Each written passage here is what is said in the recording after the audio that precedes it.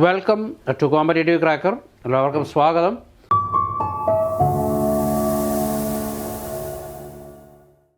December 18 നമ്മുടെ CSIR net physics exam കഴിഞ്ഞു. അപ്പോൾ നമ്മൾ മാർക്കുകളൊക്കെ ഇപ്പോൾ കാൽക്കുലേറ്റ് ചെയ്തിട്ടുണ്ടാവും നിങ്ങളെല്ലാവരും.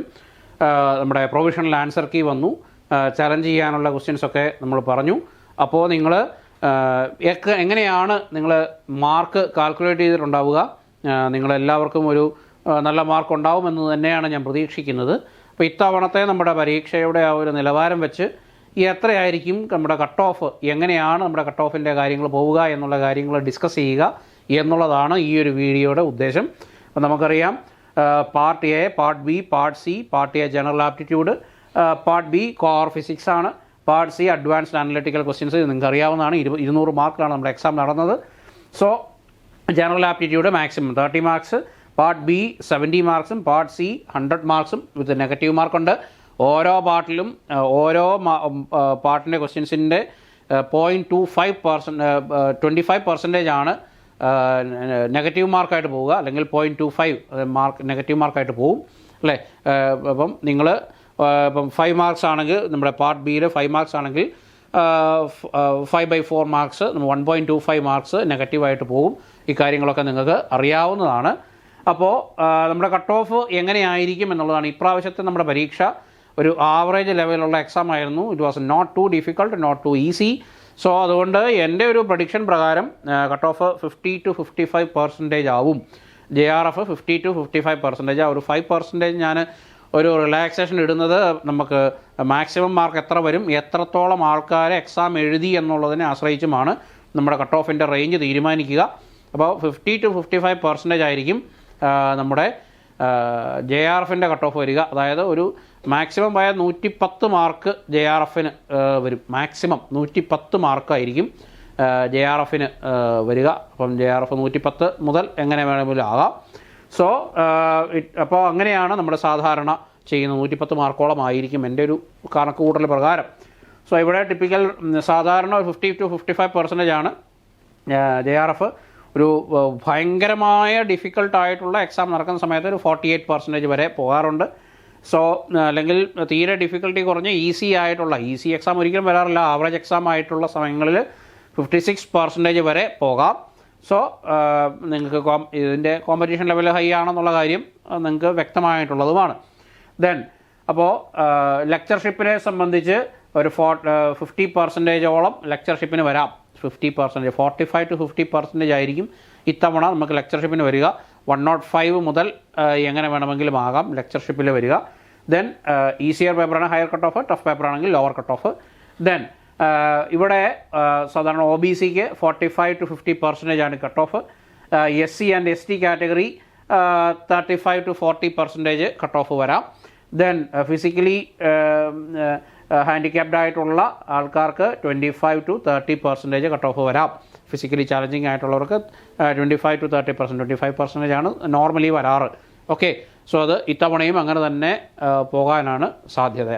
സോ നമ്മുടെ കട്ട് ഓഫ് എങ്ങനെയാണ് തീരുമാനിക്കുക എന്നുള്ളത് ഡിഫിക്കൽട്ടി ലെവലിനെ ആശ്രയിച്ചിരിക്കും.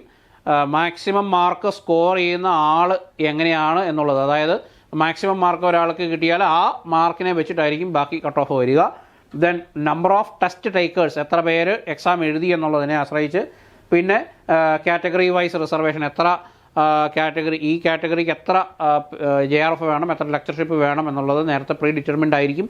അതിനെ ബേസ് ചെയ്തിട്ടുമായിരിക്കും നമ്മുടെ കട്ട് ഓഫുകൾ തീരുമാനിക്കുക. JRF പൊസിഷൻസിനായിരിക്കും കൂടുതലും അങ്ങനെ ഒരു കാറ്റഗറി വൈസ് ആയിട്ടുള്ളൊരു റിസർവേഷൻ ഉണ്ടാവുക. അപ്പോൾ ഇന്നയാൾക്ക് ഇത്ര കാറ്റഗറിക്ക് ഇത്ര JRF പൊസിഷൻ വേണം എന്ന തീരുമാനം, അല്ലെങ്കിൽ JRF വേക്കൻസീസ് അനുസരിച്ചൊക്കെ ആയിരിക്കും ഈ കട്ട് ഓഫ് തീരുമാനിക്കുക. There are numerous factors. So നമ്മൾ ഫാക്ടേഴ്സിനെ പറ്റി കൂടുതൽ ചിന്തിക്കേണ്ട, നമ്മളെപ്പോഴും നമ്മുടെ കട്ട് ഓഫിനെ പറ്റി ചിന്തിക്കുക.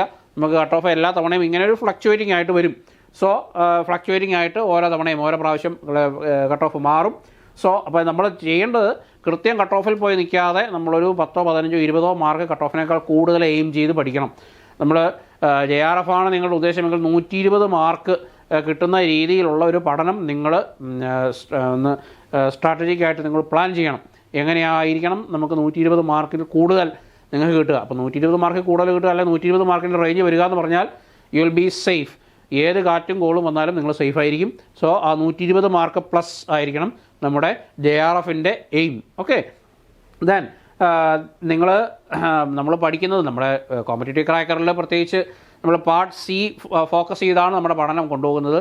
പാർട്ട് ബിക്ക് വേണ്ടി ഒരു പഠനവും പാർട്ട് സിക്ക് വേണ്ടി ഒരു പഠനവും നമുക്കില്ല.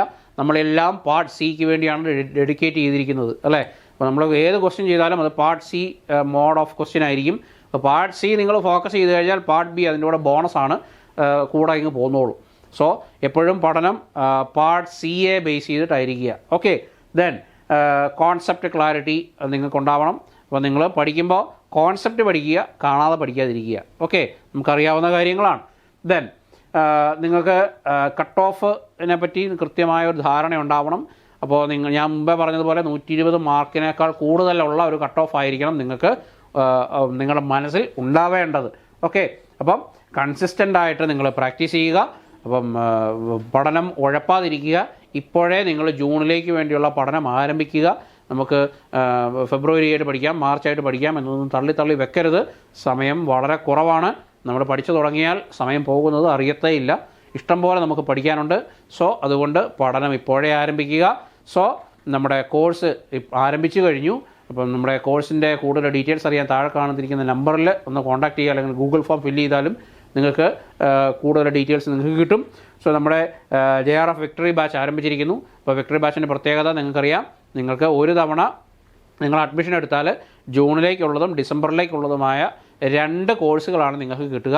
ഒരു കോഴ്സ് 2 അറ്റംപ്റ്റ് എന്നുള്ള രീതിയിലാണ് നമ്മൾ ഈ കോഴ്സ് ഫ്രെയിം ചെയ്തിരിക്കുന്നത്. അപ്പോൾ ജൂൺ 2026 ഡിസംബർ 2026 നിങ്ങൾക്ക് ഒറ്റ അറ്റംപ്റ്റ് വഴി നിങ്ങൾക്ക് കിട്ടുന്നതാണ്. അപ്പം നമ്മൾ ചെയ്യേണ്ടത് ഇത്രയേ ഉള്ളൂ.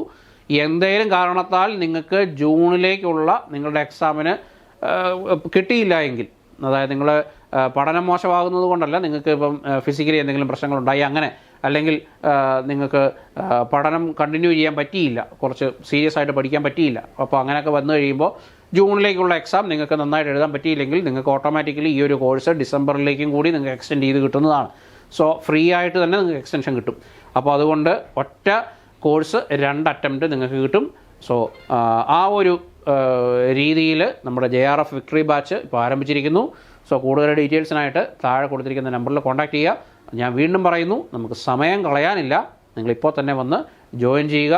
അപ്പം ഞാൻ നിങ്ങളെ കോമ്പറ്റേറ്റീവ് ക്രാക്കറിലേക്ക് വീണ്ടും സ്വാഗതം ചെയ്യുകയാണ്. So wish you all the best and we will see you with other video. Thank U.